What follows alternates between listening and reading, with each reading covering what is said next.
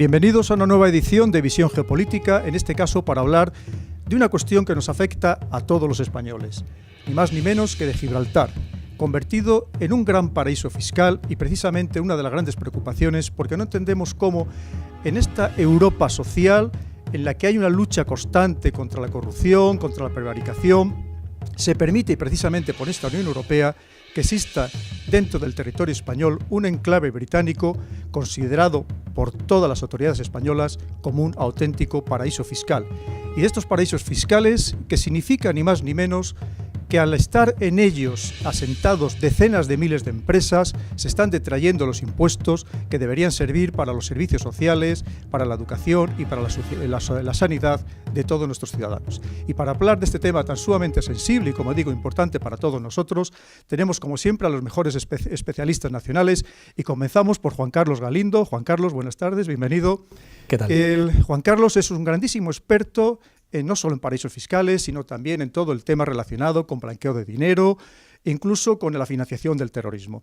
También tenemos con nosotros a Pedro Sánchez. Pedro, bienvenido. Buenas tardes. Pedro es economista y experto en análisis de mercados internacionales, de mercados financieros mundiales.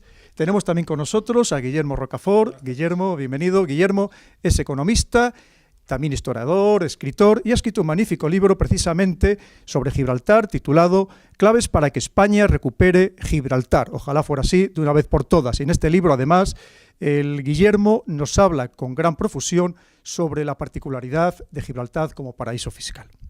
Finalmente tenemos con nosotros al coronel de artillería, diplomado de Estado Mayor, José María Manrique. José María, bienvenido, mi coronel. José María, además de historiador y de escritor, ha escrito mucho sobre Gibraltar y aquí tenemos su libro principal titulado Gibraltar español, 3 siglos de oprobio y de traiciones, que tiene en la portada la foto de quien fuera el último gobernador español de Gibraltar hace ya 300 años. Pues vamos a comenzar con la primera pregunta que se la dirijo a Juan Carlos.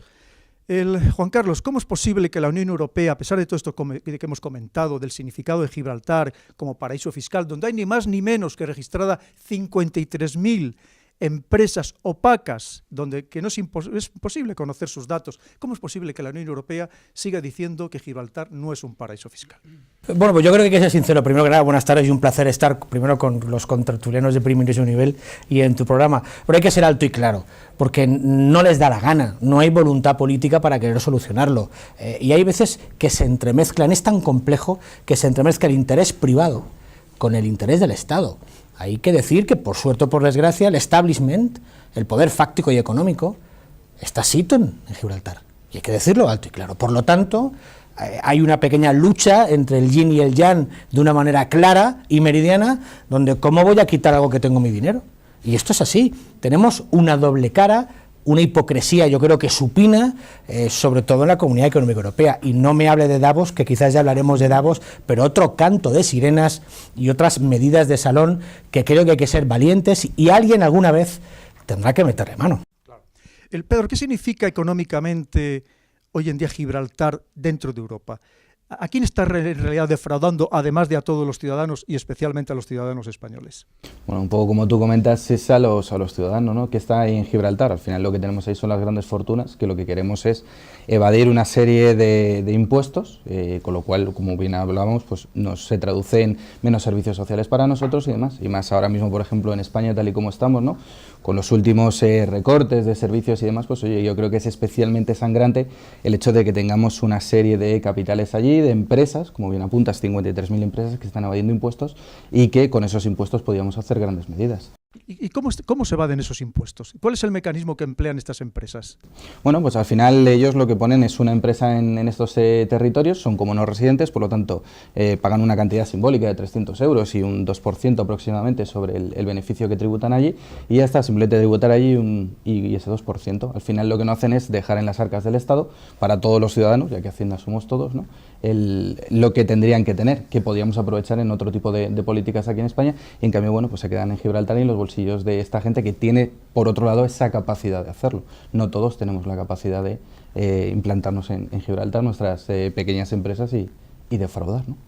Efectivamente, esta historia, Guillermo, no es de ahora. Llevamos 300 años peleando con esto. De hecho, a principios del siglo XIX hubo que establecer una valla, una verja, porque los británicos seguían expandiéndose dentro del territorio español, ya no conformes con haberse quedado después del Tratado de Utrecht en 1713 con esta parte de España.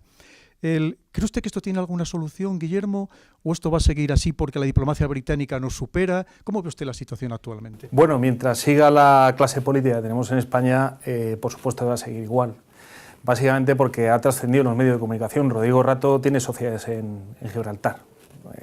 Es decir, la clase política española, que no solamente la española, sino en general toda la hispanoamericana, la argentina, la venezolana también, descapitalizan sus naciones. Es decir, como no se fían de sus dirigentes, pues lo que hacen es sacar los impuestos. Quiero decir, sacar sus patrimonios. En este caso son los políticos españoles los que tienen el dinero en paraísos fiscales. Los dos más cercanos a España son Gibraltar y Andorra, que están Andorra a la orden del día, por el caso de los Puyol, y Gibraltar pues, a raíz de Rodrigo Rato y muchísimo más, ¿no?, que habrá. ¿Cómo podría España solucionar ese problema? El siglo XX nos ha dado un ejemplo de cómo se puede solucionar ese problema. Los paraísos fiscales lo que hay que hacer es aislarlos, es decir, se cierra la verja y punto. Se desestabiliza la zona, porque el capitalismo de los paraísos fiscales exige el principal elemento que busca la seguridad y la estabilidad. En cuanto aquello se agita, como una coctelera, el dinero sale huyendo, porque el capitalismo busca efectivamente esa seguridad. Entonces, cuando se cerró la verja en el año 60 y tantos, a raíz de esas dos resoluciones de las Naciones, 69 hasta el 83, aquello se deterioró mucho económicamente y era un lastre para la metrópoli. Desde el paraíso fiscal nace con la apertura de esa verja, y a partir de entonces, ahora mismo la renta del gibraltareño duplica la española, cuando antes de abrir la verja estaba por debajo de la española.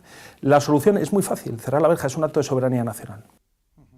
Pero en cambio, Guillermo, hay quien cree que cuando se cerró la verja en el año 69, lo que se hizo es que muchos gibraltareños que venían a estudiar y a trabajar o mandaban a sus hijos a España, lo que hizo fue radicalizar un poco su posición, porque estos gibraltareños se fueron a estudiar al Reino Unido o a Estados Unidos. ¿Cómo lo ve usted? ¿Cree que de verdad esa sería entonces la solución, el cerrarlos? Vamos a ver, no hay soberanía del pueblo gibraltareño. Aquello es una colonia. Siempre ahí fue un error en el que cayó el gobierno de Zapatero, en hacer una especie de reuniones tripartitas entre España, Reino Unido y Gibraltar. Siempre el Reino Unido ha dicho que soberanía, eso no hay derecho a autodeterminación, hay integridad territorial de España. El pueblo gibraltareño no pinta nada. Lo que hay que hacer es, entre comillas, seducirlo en el sentido de que si se anexiona a España, como ha pasado con Hong Kong y China, pues podrá tener un estatus especial, que respete un poco estos 3 siglos de separación, pero no es parte en este conflicto el pueblo de Gibraltar. No es decir, y la idea es, o qué es lo que tenía que hacer si hubiera en España unos políticos conscientes de este gran conflicto, es una posición de firmeza, es decir, hay que convencerles, pero por las buenas o por las malas. Nosotros lo tenemos muy fácil con Gibraltar porque está unido por ese istmo que, como bien has comentado, Pedro, ha sido usurpado paulatinamente y progresivamente a partir de una piratería anglosajona. Lo que hay que hacer es actuar con energía. Antes ha comentado Juan Carlos el tema de cómo la Unión Europea tolera esto. Es que son agujeros negros de la economía, ya no solamente Gibraltar, es Mónaco, es Andorra, son las islas del Canal. Es decir, Europa está seriamente debilitada, y mientras ahora se habla de la solución al conflicto, al problema del capitalismo, de la crisis, la gran crisis del capitalismo, el gran agujero negro de esa crisis del capitalismo, no lo olvidemos, son los paraísos fiscales. Hasta que no se le ponga coto a esta cuestión, es decir, seguiremos sufriendo estos vaivenes, porque hay masas económicas incontroladas, que no pagan impuestos, que desestabilizan, que apuestan a hundir naciones. Por favor. O sea, propios países tienen cuentas corrientes en paraísos fiscales. Así es. Lamentablemente estamos en la utopía y seguiremos hablando sobre ello. Mi coronel, nos ha dicho Guillermo que efectivamente en una época de un gobierno determinado se llegó a esta mesa tripartita en la cual se ponía Gibraltar a la altura de 2 estados, a 2 estados como el Reino Unido y España. Aquello le hacía mucha gracia al Reino Unido porque efectivamente le beneficiaba, pero a nosotros nos perjudicaba claramente. ¿Cómo ve usted esta situación? Y luego le pediría, si es tan amable, como usted gran el historiador y profundo conocedor de Gibraltar, que nos contara muy brevemente cómo hemos llegado a la situación actual. ¿Desde dónde partimos y cómo hemos llegado a la situación actual? ¿Cómo veo yo eso? Pues no hay 3 actores, solo hay 2. Es Inglaterra la que maneja, igual que otros paraísos fiscales, en islas o precisamente en territorios que fueron españoles en su día y que por el devenir de la historia luego han pasado a manos inglesas, o las Islas del Canal o tal. No es que nazcan artificialmente por generación espontánea, nacen dentro de una nación y, lógicamente, auspiciados por esa nación que los dejan hacer. O sea, no es casual que nazca un paraíso fiscal en una base, en una colonia militar inglesa. Es como si en Torrejón tuviéramos un paraíso fiscal. No sería casual, no es que de repente los empleados civiles de Torrejón generan un paraíso fiscal, no es comprensible. Es Inglaterra la que juega a la fuerza desde el origen, y somos nosotros, España, los españoles, los que en muchísimas ocasiones hemos hecho dejación de nuestros derechos, no como españoles en general, pero sí nuestra clase política, dominada pues por mil formas, entre otras cosas por el dinero. Ha habido siempre influencia inglesa en el siglo XIX. Muchos de nuestros políticos estaban influidos, por no decir subvencionados, por la banca inglesa, por capital inglés, los Rothschild, las minas de Almadén, las minas, los ferrocarriles. El influjo inglés no solo ha sido de fuerza, no solo ha sido de diplomacia, ha sido también esa aproximación indirecta que tanto les gusta decir, es decir, bueno, pues corrupción, no de ahora, viene de antes. ¿Y cómo hemos llegado a eso? Pues en un proceso largo de hegemonía del poder continental, cuando España estaba dentro del continente, pero era un imperio atlántico de los más grandes que hubo, y esa isla, Inglaterra. Desde el momento que Cromwell, que es el generador de la Inglaterra moderna, pacta una serie de apoyos con banca, con capitales judíos, Inglaterra empieza a crecer y lógicamente tiene que crecer a expensas de ese imperio nuestro, ese comercio con las Indias, ese territorio,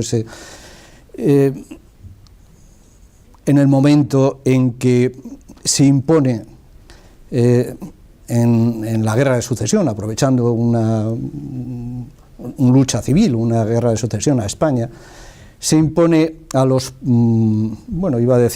a los poderes continentales. No era eso, porque Austria estaba con nosotros, eran con nosotros, con el pretendiente austríaco a la corona. En el momento en que se impone, no suelta esa presa que había sido Gibraltar, buscada porque es la base de penetración al Mediterráneo, al comercio de toda la vida, de todo el occidente, estaba en el Mediterráneo, pero además es una forma de controlar a esa nación, a esta España nuestra, que con ese cáncer ahí iba a ser mucho más fácil de dominar. Y de hecho, por medio de esa aproximación indirecta, de esa subversión, si se pierde América, en gran parte es por la sublevación de Riego, financiada con dinero que sale de Gibraltar, en ese Andalucía, Cádiz, donde florecen las sociedades secretas, porque alguien las engrasa con dinero. Ese imponer Inglaterra su poder a España es el origen de Gibraltar. También hay que tener en cuenta que se pierde Gibraltar en una guerra de sucesión en la que los Borbones, es decir, Francia, imponen al final su dinastía. Pero es la propia Francia, no le interesa una España potente. De alguna forma, como ejemplo, se recupera Mahón, que ha caído en manos inglesas y que está cerca de Marsella, de Tolón, pero no se recupera Gibraltar, no le interesa tanto. Y hay varias, a lo largo de las luchas de los sitios, está claro que, aparte de nuestros muchos defectos, a Francia no le interesa que recuperemos, concretamente, nada más conquistado. La flota inglesa, que ha gastado parte de su munición en el ataque a Gibraltar, tiene luego una batalla en Vélez Málaga, donde gasta casi el resto, acaba en tablas, y la flota combinada hispano-francesa o franco-española no persigue, cuando hubiera sido de cajón acorralar a esos barcos ingleses que estaban batidos y sin municiones y muy lejos de sus costas. En fin, es una lucha de poder entre Inglaterra y nosotros, y es una lucha continental, o por no decir mundial, de prepotencia mundial. Muy bien, lo que significa que efectivamente, por lo menos de momento, nos siguen ganando esta partida. Juan Carlos, lo primero que para luchar contra estos paraísos fiscales, que ya hemos hablado, que es una auténtica lacra para la sociedad, para los ciudadanos, lo primero debería existir una definición que estuviera de acuerdo todo el mundo a nivel internacional. Pero en cambio no la hay. No existe ni por parte de la OCDE, ni del Fondo Monetario Internacional, ni del Banco Mundial. Es decir, por todos aquellos, el G20, por todos aquellos que manejan los hilos de la economía. ¿Por qué? ¿Qué es lo que está pasando? Bueno, eso ya nos da una pista que no se quiere poner coto claro y meridiano, porque hoy en día tenemos definiciones de todo. Sabemos qué es una mesa, sabemos qué es una silla, sabemos qué es un palabro económico de estos que manejáis, lo sabemos todo. Sí hay algo que es importante, tiene que cumplir 3 características para que nuestra audiencia nos clarificar un poco. Que no se cobren impuestos o muy poquito, que no seas residente y puedas abrir una cuenta corriente. Esto es muy importante y sobre todo, secreto bancario, el gran negocio de los paraísos fiscales. Es el no decir ni una palabra cuando otro país o organización policial o gubernamental pregunte por ti. Y esto hay que decirlo alto y claro. Por lo tanto, una definición que creo que cada vez más se está teniendo en cuenta es aquel territorio o país que cuando algún otro país soberano pregunte sobre un individuo o empresa, cuando haya una causa penal por la cual justifique esa pregunta y no conteste, es un paraíso fiscal. Por eso hay que decir alto y claro que Gibraltar es un paraíso fiscal, porque no contesta, querido Pedro. Y eso es más o menos, para que nos hagamos una idea, las 3-4 características, aunque hay muchas. Podríamos estar aquí definiendo servicios bancarios desde las tarjetas Black, querido Pedro. Las tarjetas Black de Bankia. Lo hubiera dicho Blanquia, de Bankia, ¿vale? Son el producto estrella de un paraíso fiscal, porque haciendo un poquito de historia y con mucho cariño emulando a mi coronel, pero en el sentido de los paraísos fiscales, se tenía como refugio. Los piratas guardaban su tesoro en una isla para ir a recogerlo más adelante, o de aquí cuando se jubilaran, porque los piratas también se jubilaban cuando no los mataban, claro. Iban a recoger su botín. Pues esto es lo que históricamente se ha utilizado. Andorra, los industriales de hace 50 años, lo tenían como su jubilación. Pero ¿qué pasaba? ¿Qué hicieron los bancos de los paraísos fiscales? Sacar productos para mover el dinero, porque no les interesaba que solo fuera refugio. Las tarjetas subnumeradas, numeradas, con cuentas de salto, son un producto para que desde España saques dinero, gastes y tengas que ir renovando continuamente. ¿Lo podemos enlazar esto también con las famosas banderas de conveniencia? Es decir, el caso del Prestige es paradigmático. Resulta que había entre el barco y la carga, había 6 propietarios distintos. Uno del barco, otro de la bandera, otro de quién era la carga, otro el exportador, otro... Es imposible de seguir. Pero ¿cómo se permiten estas cosas, Pedro? No, al final, en cuanto no tengamos una ley a nivel global que diga vamos a ver dónde empezamos y dónde continuamos, van a seguir habiendo este tipo de cosas. Ten en cuenta que nosotros, por ejemplo, en Europa tenemos una serie de leyes, obviamente pues Gibraltar, Reino Unido y demás están ahí un poquito al margen, como hemos visto siempre. Dentro de lo que es la Unión Europea sí tenemos unas leyes que todos los europeos debemos de cumplir. Ahora bien, en el momento en que salimos de nuestras fronteras, entramos en un poco un sin razón, ¿no? Cada una de las grandes áreas económicas tiene las suyas propias, e incluso por lo que hablábamos, ¿no? Tanto el mundo anglosajón, pues tiene ahí sus cosas, Inglaterra, Nueva Zelanda, Australia, Estados Unidos, y pues ellos conforman como otro área independiente. Entonces al final pues llegamos a casos como este, ¿no? Donde efectivamente vemos que la carga llega desde un sitio bajo una bandera, ha pasado por otras 6 manos y al final, pues cuando existe un proceso en el cual hay algún problema, pues resulta que no sabemos de dónde viene ni a dónde va, ¿no? Lo estamos viendo constantemente, por ejemplo, en las noticias, cuando intentamos seguir los fondos, ¿no? Distintos fondos que han llegado, pues digamos de terrorismo, digamos de narcotráfico, no sé dónde, que al final dan tantas vueltas... también, querido compañero, para muchos programas. Exacto, dan tantas vueltas alrededor del mundo que al final es prácticamente imposible... Pero usted ha mencionado la palabra Europa, que en Europa existe una normativa más rígida, por lo menos que en otras partes del mundo. Sí. pero en Europa también hay mucho pseudo paraíso fiscal, porque sin ir más lejos, muchas grandes compañías multinacionales se asientan en ciertos lugares de Europa, empezando por Luxemburgo, siguiendo por Irlanda, Holanda, donde pagan muy poco impuesto de sociedades. En realidad no son cierto modo de paraísos fiscales. De todos modos, Pedro, es que un paraíso fiscal, o vamos a ver, la Unión Europea nos permite tener una competitividad a nivel de impuestos. Es decir, que en España, en Francia, en Alemania, en Austria o en cualquier otro país de la Unión Europea el IRPF sea más bajo, el impuesto sobre sociedades sea más bajo o el IVA sea más bajo, no implica que sea un paraíso fiscal. O sea, hay que ver, ¿no? Por ejemplo, los países como Estonia o Letonia tienen distintos tipos impositivos a los que tenemos en España. Por lo tanto, ¿ellos son paraísos fiscales? En realidad no, ¿vale? Por eso es muy importante tener muy clara cuál es la definición de paraíso fiscal, ¿no?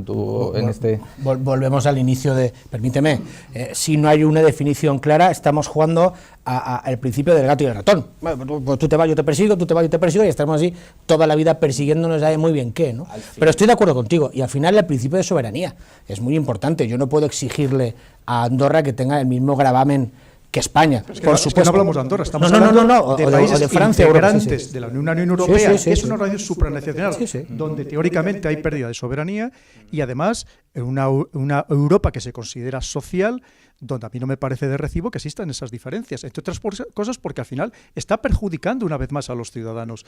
Es decir, esa Europa que apenas se sustenta en una unión económica, cuando políticamente, militarmente y en política exterior vemos que no funciona, entonces, ¿a dónde vamos? ¿Dónde va esta Europa? No, pero es que en realidad no funciona a ninguno de los niveles, ¿no? O sea, vemos Europa a dos velocidades, vemos los países ricos y los países pobres. Lo que estamos hablando, los tipos impositivos, sí, la Unión Europea dice que, bueno, el IVA debería estar en torno del 21% y tal, pero hay países que no lo cumplen, no por eso dejan de ser, no son paraísos fiscales, ¿no?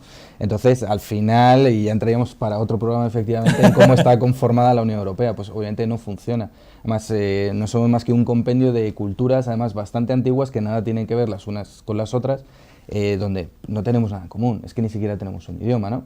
Podemos poner o equipararnos al caso de Estados Unidos, es que son 51 estados, no sé qué, ya, pero tienen una cultura común.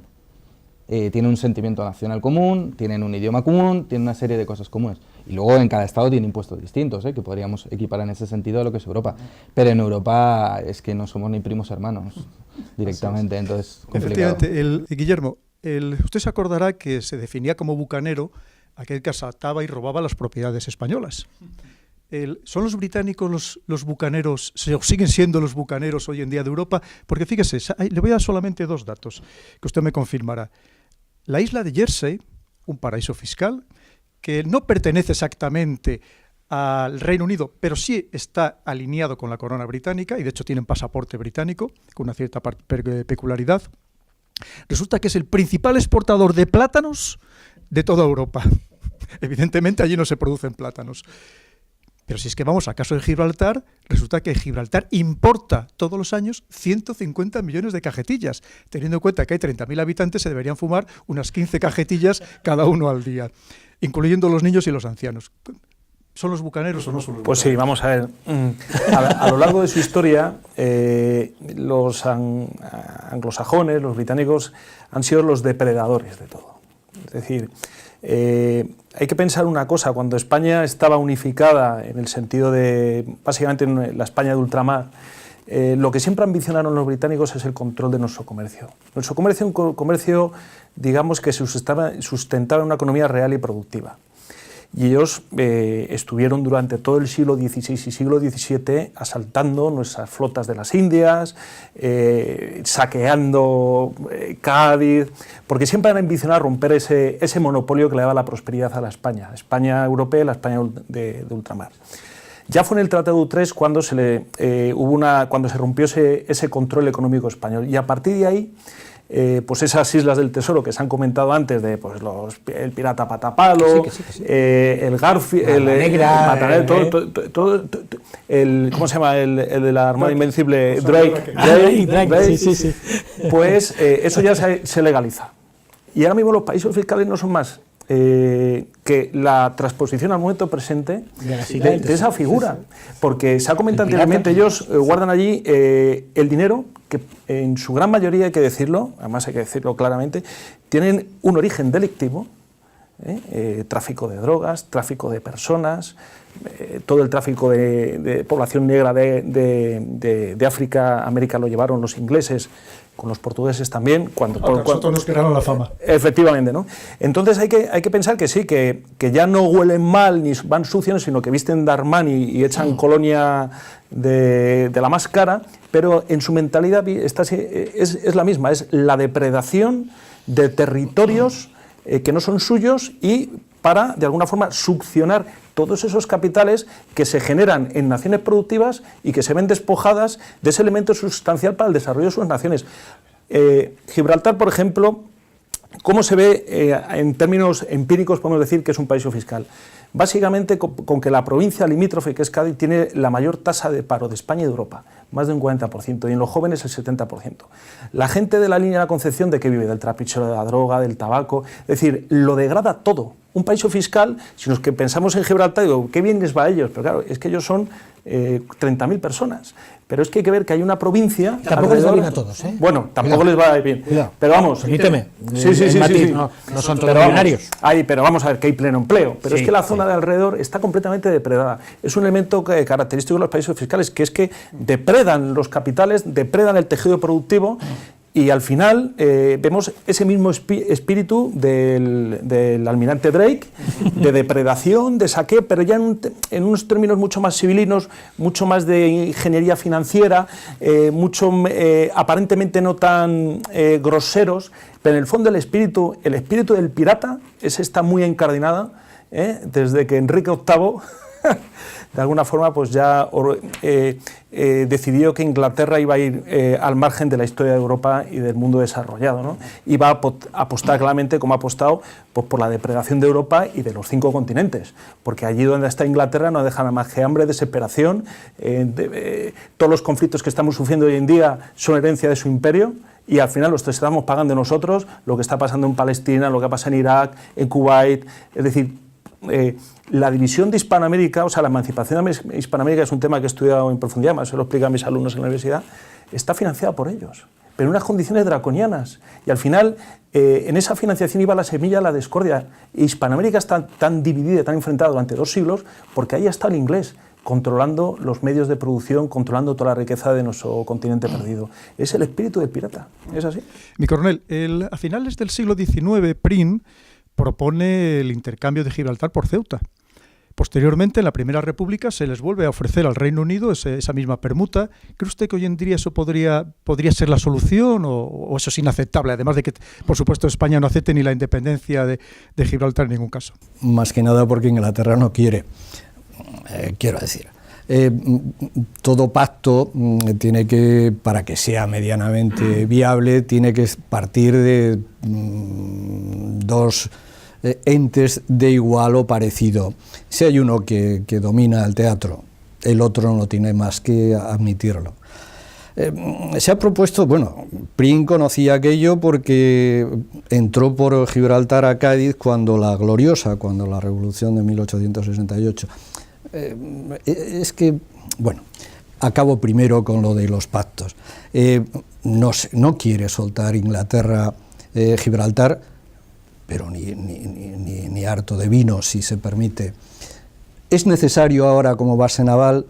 No, ya no tanto, ya las distancias, el arma nuclear, la aviación estratégica, no, pero sigue produciendo beneficios, incluso económicos, y sigue siendo ese factor no solo material, sino de corrupción, porque se roba. Bien, antes era con el parche y el barco pirata, pero ahora se roba de otra forma, también a la fuerza en ocasiones, pero sobre todo, y ya entonces se corrompe, se impone a través de la corrupción una forma de vida, un dominio que en la práctica es muy rentable. Y si se domina España, entonces se dominaba las Españas, que era América y el resto del imperio. Y ahora, de alguna forma también, se domina España, se sigue de alguna forma humillando a ese competidor que en algún momento podría revivir, pero además, a través de España se impone ese mimetismo, esa dominación mimética en ese resto de de las Españas, que es el mundo ibérico. Y vuelvo un poco a lo de Prin. Prin entró ahí porque era masón y porque había estado en Inglaterra, lo mismo que Miranda era masón y había fomentado la logia de la cual salieron todos los libertadores que eran masones, y que antes de embarcarse en la sublevación ya habían hecho pactos con Inglaterra de lo que les iban a entregar. Pues te entregamos, si quieres, Puerto Rico, y desde luego el canal de Panamá. Y porque claro, el canal de Panamá que hemos hablado surge ahí porque no es inglés, pero es americano, vamos, es como la base de Torrejón. Qué casualidad que Panamá lleve todos los barcos, toda la marina americana. Nacen porque se quiere. En fin, hay que ver Gibraltar desde esa política de dominio sajón del mundo, por las aproximaciones directas y por las aproximaciones indirectas, que no son nada despreciables y que son maestros en ellos. Juan Carlos, lo que nos dice el coronel es que al final la City de Londres, ese que significa el 10% de todo el Producto Interior Bruto británico, sí que tiene un poder económico en el mundo tremendo. Es decir, en cierto modo controla esos 14 territorios extraterritoriales, porque ya sabemos que desde el año 2004 la ONU decidió no llamarles colonias, sino territorios extraterritoriales. Él está dominando esos territorios extraterritoriales, paraísos fiscales, porque le beneficia. ¿Usted cree que eso de verdad es así? ¿Hasta qué punto la City es responsable del sostenimiento de estos paraísos fiscales en el mundo? Bueno, yo diría que es total y absoluto. Es decir, primero, el eufemismo de territorios de baja fiscalidad. Ahora se llama así a la Irlanda, a la Austria, a Liechtenstein. Esto es lo que no está ni es un paraíso fiscal, ni quiero serlo. Territorios de baja fiscalidad, defendiendo esa libertad, como bien dice nuestro amigo y compañero, libertad económica europea, ¿no? Pero al final yo creo que el propio Reino Unido tiene que hacer un acto de contrición, ¿no? Y tiene que decir, vamos a ver, yo no puedo decir una cosa y ser todo lo contrario. O sea, en Londres es la City, se maneja todas las inversiones, ya no de Europa, de medio mundo.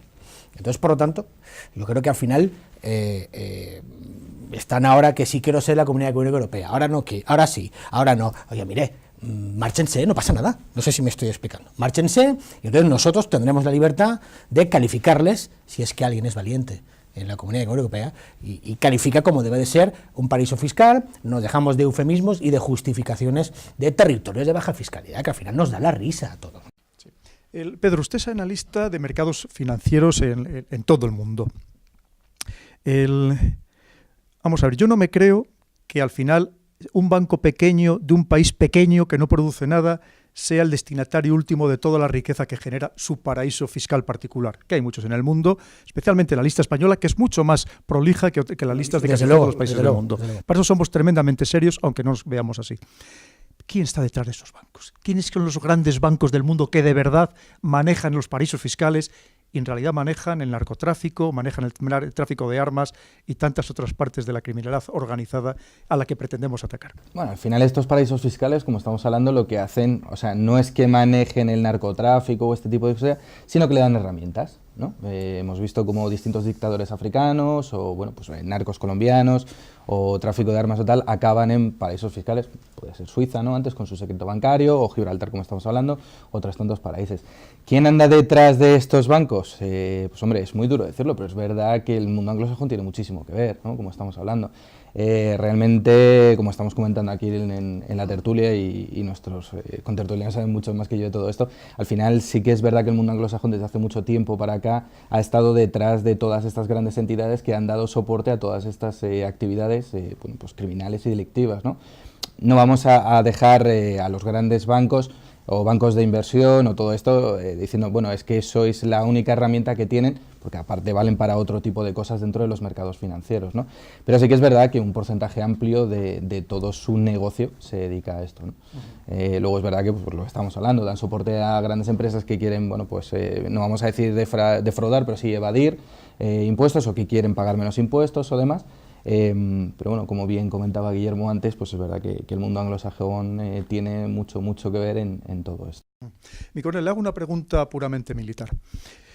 Desde ese punto de vista de la estrategia militar, Gibraltar no tiene actualmente la importancia que tuvo en su momento, pero sigue siendo una base naval importante. Incluso se hablaba de que iba a ser potenciada en caso de esa hipotética separación de Escocia del resto del Reino Unido. Y aquí hay una leyenda sobre la base de submarinos nucleares. ¿Existe? ¿No existe? ¿Almacena esos famosos 64 misiles intercontinentales Trident? ¿Cómo lo ve usted? ¿Cree que eso efectivamente existe? Y si existe, ¿cómo se está permitiendo? ¿Cómo lo permite ya no solamente España? ¿Cómo lo permite la OTAN? ¿Cómo lo permite la Unión Europea? Y sobre todo, ¿cómo lo permite la ciudadanía de alrededor pensando que en cualquier momento puede haber un accidente nuclear? Y cómo lo permiten los llanitos, que supuestamente son los primeros que iban a volar con el resto de la roca, como ellos lo llaman. Bueno, yo he dicho antes que no tiene el valor estratégico de antes, y efectivamente no lo tiene, pero sigue teniéndolo mucho. Es la boca de ese estrecho, que si no es el de mayor tráfico naval, es muy importante, es el paso norte-sur entre África y Europa.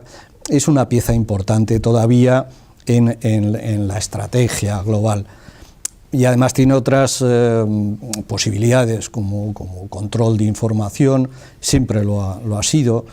Incluso se habla de que los cables de fibra óptica que pasan por aquello de la proximidad al estrecho y por ahorrar el tramo submarino, que son pinchados de forma periódica, que obtienen información. Tiene esas posibilidades de almacenamiento que casi seguro que son, además es lógico, si puedo yo poner el polvorín cerca de mi casa, pues lo llevo lejos, es elemental medida de prudencia. Si además tengo la seguridad de que no me van a echar a ir, pues mejor todavía. Ha habido indicios, Joshua San lo dijo cuando la guerra de las Malvinas, de alguna forma, hay contratos por ahí con empresas de mantenimiento de temas nucleares, es de cajón. Incluso la Unión Soviética, en su día, supongo que ahora Rusia igual, apuntaba sus misiles ahí. Seguramente sí, porque además es un paraíso no solo fiscal, es un paraíso militar, es un paraíso internacional. Las minas que supuestamente, salvo Estados Unidos, las minas antipersonal, si no las quiero tener para que no vengan los rusos y me pasen revista y me digan que no cumplo los tratados, las puedo llevar ahí. Y las armas biológicas y las armas químicas que pudiera tener como reserva, las puedo tener. Lo que sí parece que es cierto que también los submarinos nucleares norteamericanos también hacen allí el mantenimiento. No, eso es claro, vamos. Yo pensé que se habló en su día de que si había un silo, una dársena de acceso submarino. Sí. Bueno, puede que lo haya, pero vamos, dentro de la dársena normal en el puerto hacen mantenimiento muchísimas veces. Pero no tanto mantenimiento porque las facilidades de rota son mayores, sino como prueba, sin duda, de solidaridad entre las naciones sajonas. Alguna vez se ha desmarcado la banda de música de la Sexta Flota y ha desfilado por las calles. O sea, es un apoyo claramente explícito de Estados Unidos a Inglaterra. Se ha dicho también hasta la saciedad, si Estados Unidos no quisiera que Gibraltar existiera, bajo mano inglesa, con decirlo, se cumplía sobre la marcha. Sigue teniendo mucha importancia, seguramente hay armamento nuclear y de otras clases, y bueno, pues vuelvo un poco al origen. Probablemente, mi coronel, hoy en día con la inestabilidad en todo el norte de África y en el Sahel, probablemente recobre todavía más importancia al tener Sí, no cabe duda que es un paso que el que lo vigile de cerca, cosa que hemos renunciado nosotros desde el plan estratégico del 94, en fin, ya no está entre nuestros objetivos. Es fundamental, está claro que es importantísimo, dentro de una política global y de unos medios que han cambiado clarísimamente. Ya no es el alcance del cañón como se medía la plaza fuerte de Gibraltar, hasta donde llegue el cañón, eso es lo... El cañón ahora llega muchísimo, puede llegar la vuelta al mundo varias veces, pero tiene todavía mucha importancia, como obtención de información, como control del paso, como almacenamiento y todos estos productos que quizás son los más importantes, porque claro, si yo controlo, depredo no solo el campo de Gibraltar, sino a esa España que la tengo cogida por por las entretelas, porque son corruptos, porque sé sus negocios, porque los tengo, pues tiene un valor vamos a ir terminando ya y vamos a dar la vuelta inversa. Guillermo, como usted me lo ha saltado, le voy a hacer dos preguntas, si me lo permite. La primera, hemos hablado de la baja fiscalidad o de la nula fiscalidad, hemos hablado del contrabando de tabaco, pero no hemos hablado de las drogas. Esas drogas, sobre todo esa cocaína, que ahora está viniendo procedente de los 3 grandes países productores iberoamericanos, viene a través del Golfo de Guinea, entra a través del Sahel, llega al norte de África. Hay quien cree que Gibraltar se ha convertido en un punto de paso por excelencia de esa cocaína que luego se distribuye, no solamente en España, sino también en el resto de Europa. Esa sería la primera de las preguntas. ¿Cree usted que eso es cierto, que eso puede ser posible? Vamos, casi con total seguridad. Gibraltar es el principal centro de lavado de dinero negro.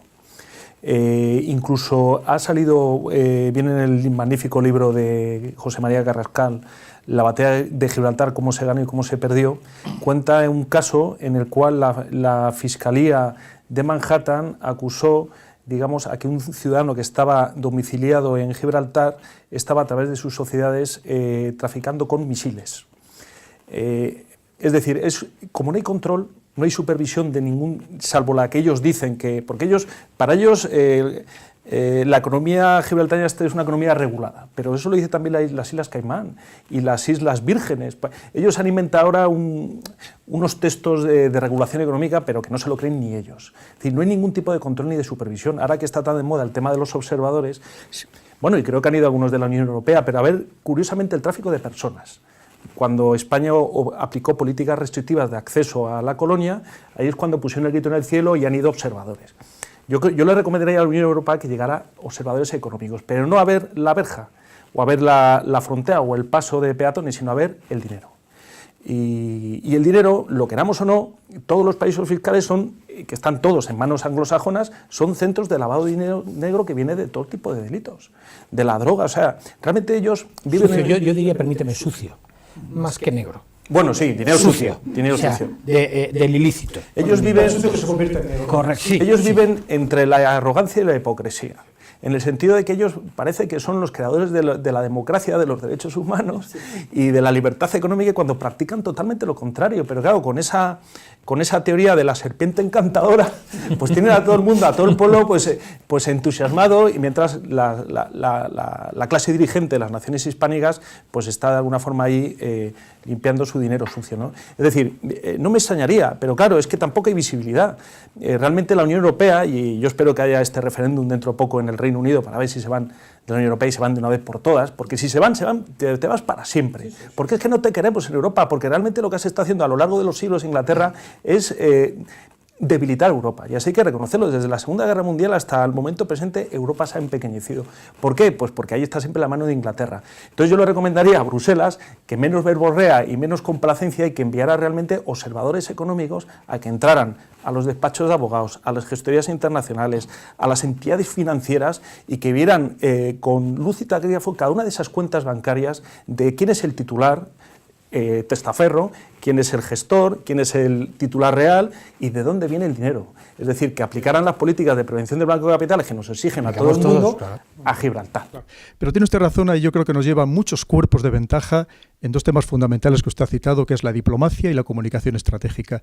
Porque a pesar de haber sido los grandes piratas, al final la imagen de pirata la hemos tenido nosotros, lamentablemente. Si me permite, le hago la última pregunta, Guillermo. ¿Cree usted que además el no devolver a Gibraltar, a España, también tiene que ver el que hay otras de esos territorios extraterritoriales implicados en procesos de descolonización, como pueden ser las Malvinas o las islas adyacentes, como las Sandwich del Sur, las Georgia, o incluso otras islas que también están reivindicadas por otros países? Absolutamente. Realmente las Malvinas también son un paraíso fiscal. También está haciendo mucho daño a Argentina. Es decir, realmente, como ha comentado también mi coronel, todos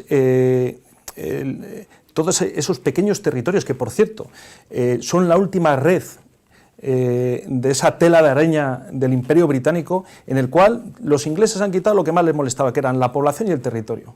esas extensiones en la India, ¿para qué queremos? Ellos han quedado con 250.000 personas y con territorios geográficos diminutos, pero siguen controlando lo que controlaban antes y no tienen ahora ni el problema de la extensión ni de la población, que es la gestión del dinero, es decir, esas grandes autopistas. Y desgraciadamente todos esos territorios han sido amputados a la antigua España, es decir, está el caso de Belice, está el caso también de Venezuela, está el caso de las Islas Malvinas. Y si vemos, en cambio, las élites hispanoamericanas, cómo están completamente divididas, enfrentadas, que si Colombia contra Venezuela, que si Venezuela contra Perú contra Chile, Perú contra Ecuador, Chile contra Argentina, el pobre Paraguay le han tenido exterminada la población masculina durante... Es decir, realmente, mientras esté el oro británico, bueno, los intereses británicos en cualquier nación del mundo, habrá discordia, habrá guerra, habrá miseria y habrá hambre. Hispanoamérica está sufriendo la lacra de la droga porque están los intereses ahí metidos, que a lo mejor no son los que trafican con ellos, pero a mí me más me da si son los que se están lucrando de esos beneficios y los que están moviendo ese dinero, ¿no? Desgraciadamente esa es la cuestión. Si el mundo de alguna forma quiere tener un futuro en este contexto internacional cada vez más dedicado a efectos de las crisis del capitalismo, tendrá que poner solución de una vez por todas al tema de los países fiscales, y eso es tan fácil como ponerse de acuerdo por naciones productivas, Alemania, Francia, y yo creo que de alguna forma por ahí va a ir los tiros, porque la gente ya se está enfadando mucho. Es decir, Inglaterra allí, donde va pasando las décadas, va generando cada vez un conflicto ahí, que además ni nos va ni nos viene a nosotros, nos mete en ese conflicto como pasó con la guerra de Irak, y al final, ¿qué? O sea, hay que decir que el gran almirantazgo inglés que deje de ir marcando el camino de la historia, que ya han sido 3 siglos de oprobio y de pobreza de todo el mundo, y es hora de alguna forma que nos recuperemos todos, y el mundo hispánico pues merece una oportunidad, ¿no? Sí, lo merecería. Mi coronel, ¿quería usted apuntar algo? Sí, perdón por la interrupción. Es que hablamos de, y yo mismo he sentido un poco el complejo de que cómo nos engañan, cómo nos dominan, y efectivamente sí. Por las causas que sea, por nuestra clase dirigente, por la corrupción, por la inmoralidad. Pero no solo somos nosotros, quiero decir, De Gaulle se opuso a la entrada de Inglaterra, no solo por la libra, no solo tal, sino por Gibraltar, porque Inglaterra entró en la Comunidad Europea dejando a Gibraltar en un limbo que permite todas estas cosas, que haga tratados internacionales, que no se cumplan tratados internacionales dentro, en fin. Bueno, al final se impuso Inglaterra, pues Inglaterra y Estados Unidos detrás, o al revés, y Inglaterra entró sin libra y con Gibraltar de aquellas maneras que aplican la parte que quieren y no aplican la parte que no quieren y demás. Entonces, bueno, también a la Unión Europea, porque hablamos de una Unión Europea que se nos hincha, y esa es otra parte, o la otra cara, se nos hincha un poco el orgullo. Europa, de alguna forma, es una construcción hueca. Este mismo caso de Inglaterra, que tiene esa salvaguarda económica, cuando no había constitución europea hasta hace 2 días, pero sí había una Unión Europea de la cual Inglaterra, pero ¿qué jugamos? Ni políticamente es un ente, no lo era hasta hace 2 días, ni económicamente lo era, porque se nos llena un poco. Sí. ¿Quién es el ganador de todo este juego? Pues me parece que el mismo. Me parece que Europa vamos perdiendo en todos los frentes. Pedro, ya vamos terminando. Estamos viendo que la solución de estos paraísos fiscales es algo casi utópico. Hay tantísimos intereses, especialmente de los más poderosos, porque no hemos hablado de Estados Unidos, que es el otro gran interesado en este tema. ¿Cree usted de verdad que habría alguna solución, o por lo menos para paliarlo, o para irlo reduciendo paulatinamente, o esto va a ser siempre así, y se desaparecerán unos, surgirán otros, porque los ricos, los poderosos, los que los manejan, siempre tendrán intereses en que sigan existiendo? Yo le veo una mala solución. Guillermo antes apuntaba que podíamos cerrar la verja, ¿no?, y secar de alguna manera a Gibraltar, pero bueno, si no es Gibraltar se llamará de cualquier otra manera, aparecerán en todos los sentidos. Vamos a ver, los ricos son ricos por este tipo de cosas, entre otras cosas, y cuando uno de esos grandes patrimonios puede evadir, ¿no?, este pago de impuestos, o puede tener su dinero en salvaguarda, o pueden necesitar este tipo de herramientas para lo que estamos hablando, de corrupción o de narcotráfico, o de venta de armas o de lo que sea, alguien les tiene que dar el soporte, alguien tiene que dar la herramienta y eso seguirá existiendo.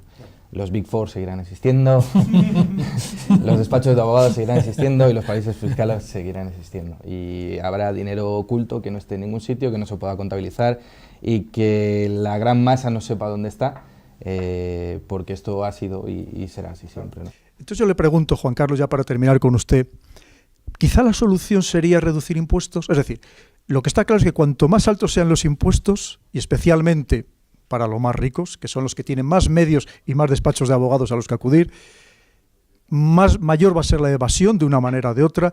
Quizá lo ideal sería volver al diezmo de la Edad Media y al final, y con una ley mucho más estricta de que efectivamente quien se saltara ese diezmo en verdad pagara por ello y no como fuera tantos decapitado otros le casos. cortáramos las manos. No llegaría a ese extremo, pero usted ya me entiende, que la ley se aplicara de un modo más tajante y más firme y rápido. Podría ser una solución, porque a lo mejor seguir elevando impuestos no es la solución. Yo le voy a decir ya a colación lo que ha comentado el compañero. Pedro, quiere luego comentar algo. Sí. Solucionaríamos la elusión y la evasión, nunca el blanqueo. Por lo tanto, seguiríamos teniendo ese mismo problema. Es decir, los paraísos fiscales hay que recordar que no solo se utiliza para eludir y evadir. Por poner en perspectiva para que más o menos nuestros oyentes, la elusión son mecanismos legales, totalmente legales, mediante sociedades legales, con actividad real, con grandes holdings, donde permiten esas transferencias internas de te presto entre mis empresas, el doble irlandés, el sándwich holandés, estas técnicas legales para eludir. La evasión es cuando ya cometo un delito, normalmente fiscal o administrativo, y el blanqueo creo que todo el mundo sabemos que es cuando el dinero viene de una procedencia ilícita, sucio, ha habido un delito. Con la bajada de impuestos solo solucionaríamos las dos primeras medidas. El blanqueo siempre existiría y por lo tanto no acabaríamos con un paraíso fiscal. Le digo más, hay soluciones que se pueden tomar mañana. Esta tarde ya no da tiempo, pero mañana se podrían tomar y las puede tomar España. Le digo tres, una ya va en camino. Billetes de 500 fuera y de 200 fuera. Ya, primera medida de la Comunión, ya se está hablando de los billetes de 500 que desaparezcan. Segundo, toda transferencia que salga de España hacia paraísos fiscales se considera sospechosa. Pasa a la UIF española y analizada. Y si se tiene que esperar 15 días, se espera. Esto es fácil. A ver, fácil. Entiéndame cuando digo fácil. Pero bueno, lo hacemos con el IVA. Cuando exportamos, el IVA, estamos esperando que nos devuelvan el IVA mes y medio, 2 meses. Por lo tanto, poner una tasita de un 30% a esa transferencia hacia un paraíso fiscal, no habría ningún problema. Pago esa tasa, te reviso igual que hago con el IVA de la exportación y luego te lo devuelvo si es buena. Si es mala, no te la devuelvo. Por lo tanto, creo que podemos tomar medidas sin esperar primero a la gran excusa, es que esto tiene que ser en conjunto, ¿no? Siempre estamos bajo el manto de la Comunidad Económica Europea. Pero bien es cierto, y no quiero evitar la pregunta que, hombre, si bajamos los impuestos, todo iría mejor también. Le voy a hacer la última pregunta, pero antes quiero ir con Pedro, que quería comentar algo. ¿Usted se ha quedado? No, yo estaba pensando que, vamos a ver, bajar los impuestos no es la solución para nada. Y máxime cuando vivimos en un estado que llamamos social, ¿no? O sea, tenemos que pagar una serie de políticas sociales y obviamente las tenemos que pagar entre todos, ¿no? Bajar los impuestos. Si se terminan evadiendo los impuestos al final, Exacto. ¿Que quede algo? pues buscar un equilibrio para que por supuestísimo, se satisfagan esos servicios sociales, pero sin que se vaya la mitad de la fortuna fuera. No, bajar los impuestos, o sea, no creo que sea la manera de evitarlo, porque bueno, tenemos un vehículo de inversión aquí en España que es la SICAP y no por eso todo el mundo invierte a través de SICAP, o las grandes fortunas invierten a través de SICAPs, ¿no? Estamos tributando, o están, mejor dicho, tributando al 1%, y no por eso toda la inversión se queda en España, o no por eso mucho del dinero que se invierte en paraísos fiscales se queda aquí en España, ¿no? Se va directamente, y estamos hablando de un 1. ¿A dónde lo ponemos entonces? ¿Le retribuimos por dejar el dinero en España? No podría ser, ¿no? Y un poco a colación de lo que comentábamos, Dinamarca se está pensando, por ejemplo, en quitar el efectivo. Esa es la última pregunta que le iba a hacer a Juan Carlos. Si la solución podría ser el dinero plástico, o eso sería ya... En ningún caso, no, por Dios, en manos de las entidades financieras y de crédito. Sería ya, haríamos la ola. No, bajo ningún concepto. No, sería ya el poder absoluto para la gran banca mundial, que ya sabemos que lo tiene. Pero, hombre, no se lo demos en bandeja. Y sobre todo, ¿por qué se lo está planteando Dinamarca? Porque los datáfonos, que todo el mundo sabe lo que es, ese cacharrito de cuando vamos a comprar, pasamos la tarjeta, son gratuitos, no le cobran impuestos. Aquí te cobran por respirar. Entonces, ¿qué ocurre? ¿Que vamos a hacer más ricos a los bancos? Además de darles todo el control, todo. Lo sabrían todo de nosotros, el efectivo, y luego pues se crearía, sin lugar a dudas, compañero, igual que el mercado negro del peso. Probablemente el crecimiento de esa economía colaborativa que se está implantando, que sería una manera también, al final, de evadir impuestos. Sí, sin lugar a dudas. Por lo tanto, yo creo que al final debe de haber un mix entre todo lo que estamos comentando aquí. Si por Dios, si nosotros somos humildes comparado con toda la gran capacidad intelectual y financiera del mundo, solo hace falta querer, voluntad. No hay voluntad para solucionarlo. Saber, nosotros no vamos a aportar ahora nada que no sepan. Bien es cierto que al final... Ese es el problema, la falta de voluntad política y tantísimos intereses económicos. Juan Carlos, Pedro, Guillermo, mi coronel, muchísimas gracias, y a todos ustedes una vez más por vernos y por escucharnos. Como siempre, hablamos con libertad, no debemos nada a nadie, aquí cada uno se expresa de la manera que quiere, procuramos también no ofender a nadie, por supuesto, pero sobre todo ofrecerles a ustedes, como les digo, datos que les puedan servir para ustedes hagan sus propios análisis. Muchísimas gracias, hasta el próximo vez.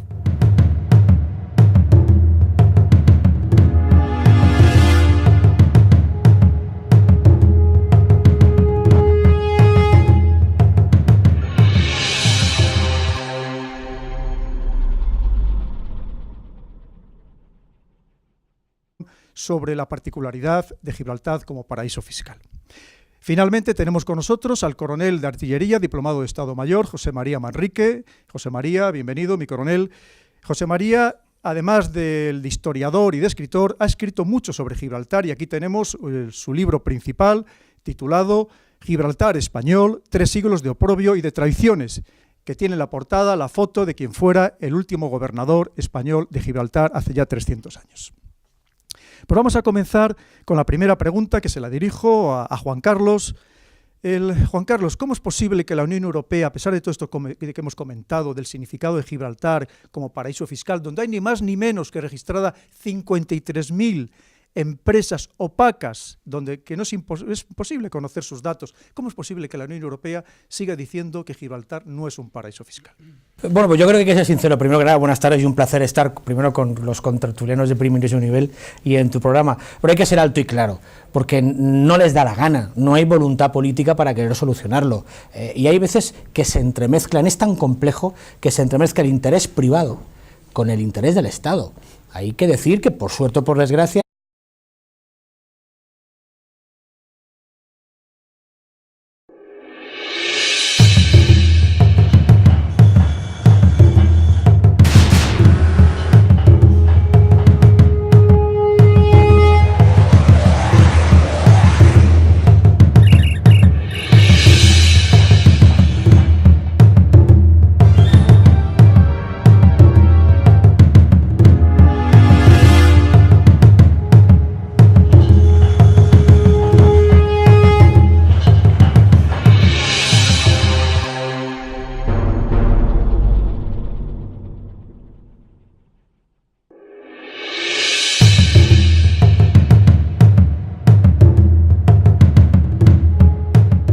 Bienvenidos a una nueva edición de Visión Geopolítica, en este caso para hablar de una cuestión que nos afecta a todos los españoles, ni más ni menos que de Gibraltar, convertido en un gran paraíso fiscal y precisamente una de las grandes preocupaciones porque no entendemos cómo en esta Europa social, en la que hay una lucha constante contra la corrupción, contra la prevaricación, se permite, y precisamente por esta Unión Europea, que exista el establishment, el poder fáctico y económico, está sito en Gibraltar. Y hay que decirlo alto y claro. Por lo tanto, hay una pequeña lucha entre el yin y el yang de una manera clara y meridiana, donde ¿cómo voy a quitar algo que tengo mi dinero?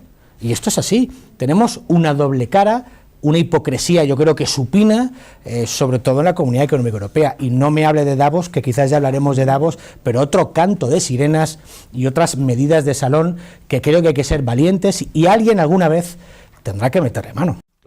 Pedro, ¿qué significa económicamente hoy en día Gibraltar dentro de Europa? ¿A quién está en realidad defraudando, además de a todos los ciudadanos y especialmente a los ciudadanos españoles?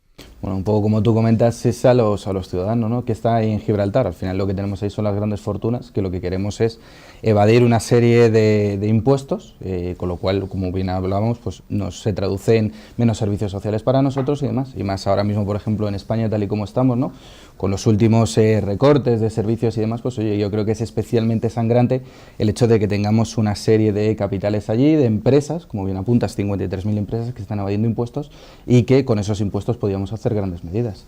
¿Y cómo se evaden esos impuestos? ¿Cuál es el mecanismo que emplean estas empresas? Bueno, pues al final ellos lo que ponen es una empresa en estos territorios, son como no residentes, por lo tanto pagan una cantidad simbólica de 300 euros y un 2% aproximadamente sobre el beneficio que tributan allí, y ya está, simplemente tributar allí y ese 2%. Al final lo que no hacen es dejar en las arcas del Estado, para todos los ciudadanos, ya que Hacienda somos todos, ¿no?, lo que tendrían que tener, que podríamos aprovechar en otro tipo de políticas aquí en España, y en cambio, bueno, pues se quedan en Gibraltar y en los bolsillos de esta gente que tiene, por otro lado, esa capacidad de hacerlo. No todos tenemos la capacidad de implantarnos en Gibraltar, nuestras pequeñas empresas y defraudar, ¿no? Efectivamente, esta historia, Guillermo, no es de ahora. Llevamos 300 años peleando con esto. De hecho, a principios del siglo XIX hubo que establecer una valla, una verja, porque los británicos seguían expandiéndose dentro del territorio español, ya no conformes con haberse quedado después del Tratado de Utrecht en 1713 con esta parte de España.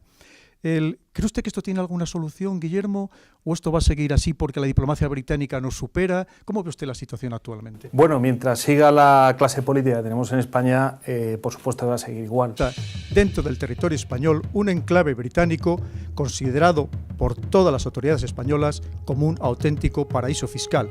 Y de estos paraísos fiscales, que significa ni más ni menos que al estar en ellos asentados decenas de miles de empresas, se están detrayendo los impuestos que deberían servir para los servicios sociales, para la educación y para la sanidad de todos nuestros ciudadanos. Y para hablar de este tema tan sumamente sensible y, como digo, importante para todos nosotros, tenemos como siempre a los mejores especialistas nacionales y comenzamos por Juan Carlos Galindo. Juan Carlos, buenas tardes, bienvenido. ¿Qué tal? Juan Carlos es un grandísimo experto no solo en paraísos fiscales, sino también en todo el tema relacionado con blanqueo de dinero, incluso con la financiación del terrorismo. También tenemos con nosotros a Pedro Sánchez. Pedro, bienvenido. Buenas tardes. Pedro es economista y experto en análisis de mercados internacionales, de mercados financieros mundiales. Tenemos también con nosotros a Guillermo Rocafort. Guillermo, bienvenido. Guillermo es economista, también historiador, escritor, y ha escrito un magnífico libro precisamente sobre Gibraltar, titulado Claves para que España recupere Gibraltar. Ojalá fuera así de una vez por todas. Y en este libro, además, el Guillermo nos habla con gran profusión